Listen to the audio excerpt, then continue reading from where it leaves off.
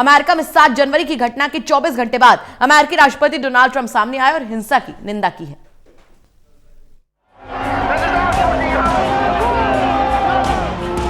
America में 7 जनवरी को जो हुआ वो अब इतिहास है। ऐसा इतिहास जिसे खुद अमेरिका भी कभी याद नहीं रखना चाहेगा, क्योंकि इस दिन दुनिया के सबसे पुराने लोकतंत्र ने खुद को जार जार टूटते हुए देखा।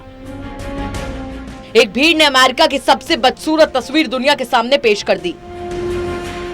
इस हंगामे में 4 लोगों की मौत हो गई और तब से ही अमेरिकी राष्ट्रपति डोनाल्ड ट्रंप सबके निशाने पर हैं। और उस घटना के 24 घंटे बाद अब डोनाल्ड ट्रंप ने एक वीडियो संदेश जारी किया है, जिसमें उन्होंने हिंसा की कड़ी निंदा की है। साथ ही डोनाल्ड ट्रंप ने कहा है कि अब उनका पूरा फोकस सत्ता को ट्रांसफर करने पर है, यानी अब डोनाल्ड ट्रंप मान रहे हैं कि उनके पास कोई रास्ता नहीं है और उन्होंने हार मान ली है। साथ ही अब यह भी साफ है कि 20 जनवरी को जो बाइडेन ही अमेरिका के राष्ट्रपति बनने जा रहे हैं।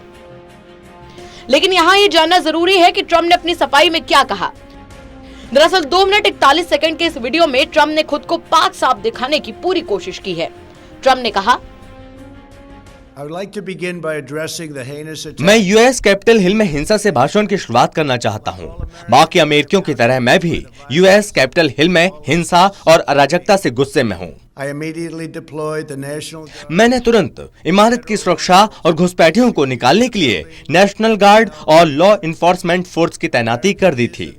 अमेरिका हमेशा कानून व्यवस्था का देश होना चाहिए और जिन्होंने कानून तोड़ा उनको इसकी कीमत चुकानी होगी।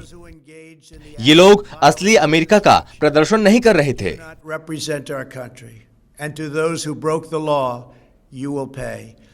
20 जनवरी को एक नए प्रशासन का उद्घाटन किया जाएगा। मेरा ध्यान अब सत्ता के सुचारू, व्यवस्थित और निर्बाध परिवर्तन को सुनिश्चित करने के लिए है।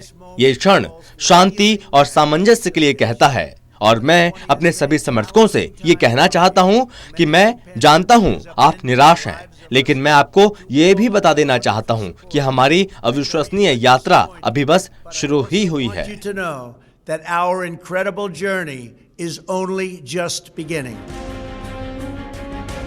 ट्रंप की सफाई ऐसे वक्त में आई है जब उनके समर्थकों का पागलपन पूरी दुनिया देख चुकी है। वॉशिंगटन के कैपिटल हिल इलाके में उनके समर्थकों ने जो तांडव किया, उसके बाद से उन्हें हटाने की कोशिशें तेज हो गई हैं। और इस घटना के बाद कई डेमोक्रेट्स, रिपब्लिकन सीनेटर्स ने डोनाल्ड ट्रंप पर महाभियोग चलाने की ओर कदम बढ़ाया था और उपराष्ट्रपति माइक पेंस को इस पर एक्शन लेने के लिए भी कहा था। अब जब महाभियोग का खतरा बढ़ने लगा है तो डोनाल्ड ट्रंप की ओर से बयान दिया गया। बता दें कि बीते दिनों अमेरिकी कांग्रेस ने जो बाइडेन और कमला हैरिस की जीत पर मुहर लगाई थी और 20 जनवरी को दोनों के शपथ लेने का रास्ता साफ हो गया था।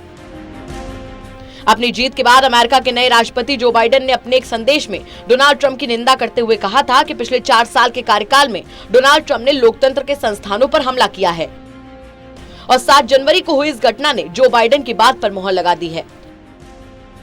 लेकिन अब देखना होगा कि ट्रंप आगे क्या करते हैं, क्योंकि अभी वो अमेरिका के राष्ट्रपति हैं और 20 जनवरी तक वो राष्ट्रपति रहने वाले हैं। इसी बात से अमेरिकी वासी डरे हुए हैं। Special desk, total news.